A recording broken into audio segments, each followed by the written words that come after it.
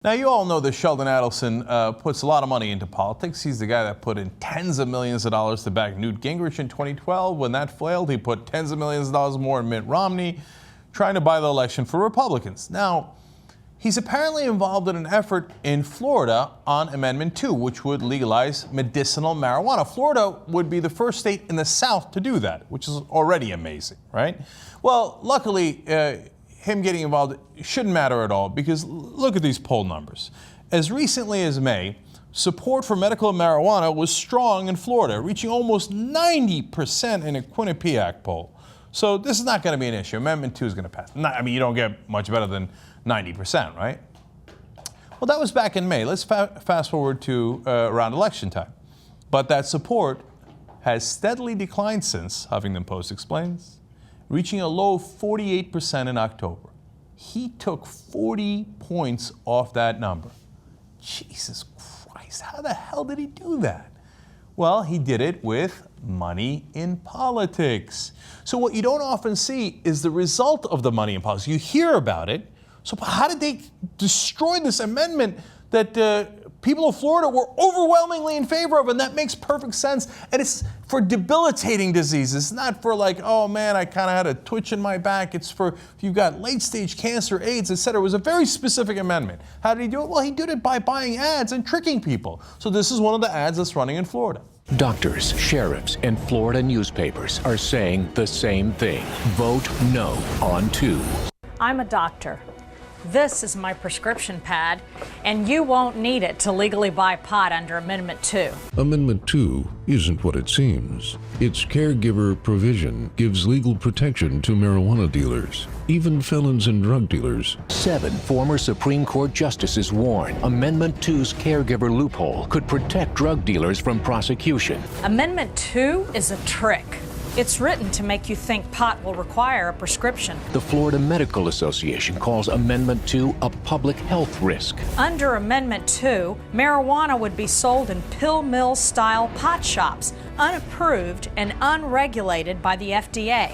This overly vague amendment is littered with loopholes, ambiguous, and invites abuse. Amendment 2 caregivers can't be arrested or sued if their pot hurts someone. They don't call it the Drug Dealer Protection Act, but they should. Amendment 2. There's nothing medical about this marijuana.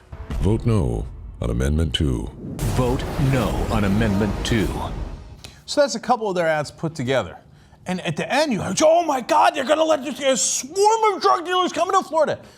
What they don't tell you is, no, drug dealer means the person who's giving you the medicinal marijuana, which is a drug, like this person giving you aspirin, like your pharmacist. Drug dealers are coming and they won't be arrested. Yeah, of course they won't be arrested, because this would legalize this very specific provision.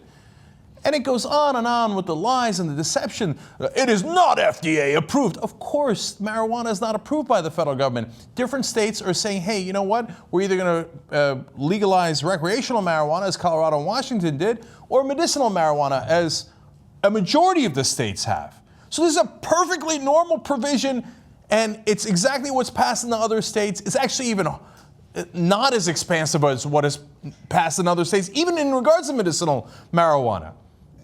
But the scary, it's, oh my God, Amendment 2 is hard to kill, but we're going to do it anyway. Boo! Drugs, drugs, drugs! 90% drops down to 48%. In Florida, for these kind of measures to pass by referendum, you actually need 60% for it to pass. So now its chances of passing are incredibly low. Now, let me give you the details of what Adelson did. Amendment 2 has faced a well-financed opposition campaign primarily funded by Sheldon Adelson, the billionaire casino mogul and GOP mega donor. Adelson put in $5 million, accounting for roughly 85% of the total funding of the campaign, according to the Washington Post. 85% of the funding. He single-handedly made sure there would be no medicinal marijuana in Florida. So if you've got a very serious ailment in Florida and you wanted to exercise your liberty as an American to get that particular kind of medicine to help ease your pain, Adelson has decided, sitting in his casino in Vegas, that you will not be allowed to do that. Now, I have no idea why he got involved in this fight. I don't know what his take on this is, I don't really care. What I care about is that we have set up a system of politics in America where a billionaire just can come in and buy any election he wants. Okay, I'm not from Florida, I don't care. Well, I happen to have a pet peeve for whatever reason, or it's financially beneficial to me. I don't know why, it doesn't matter. I buy that election. It's an open auction. I put in $5 million and I take 90% down to 48%. You know, somebody once said, hey, if liberals are so smart, why don't they win more? Well, how do you know how smart we are or how right anything is if you never hear it? If all you hear is the ads from the guys financing the other side, well, your speech is drowned out by the overwhelming megaphone that the billionaires have.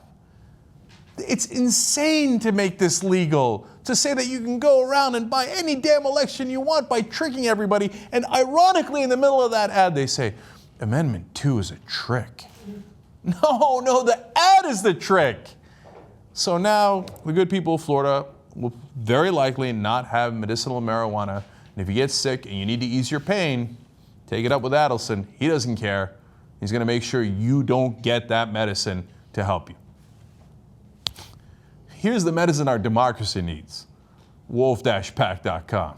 Get the goddamn money out of politics so these guys stop buying every election in the country. I mean, this is a clear example, but it's one of dozens and dozens, and at this point, hundreds of examples of the rich simply deciding what our laws are going to be.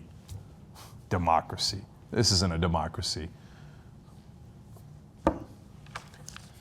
Okay. How do you not get frustrated at that? And then people say, oh, people don't show up to vote.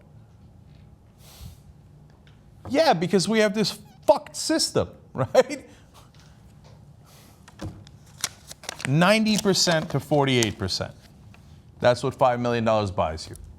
Yeah, based on those ads, you know, I have this drug dealer. She's at CVS or Rite Aid. She's a little Asian lady. She's really scary. Sometimes she wears a red shirt, and I'm like, ooh, who's she affiliated with? Yeah, well, she will not be arrested if Amendment 2 goes into effect in Florida, or if here, God forbid, in California, which already is. No wonder they're not arresting her. I come up with this little piece of paper that this doctor gave me, and she's like, I'm gonna sell you this shit. Yeah. Hey, you know what? She could be in any strip mall in California. God damn it, man. That's how they do it. That's how they do it.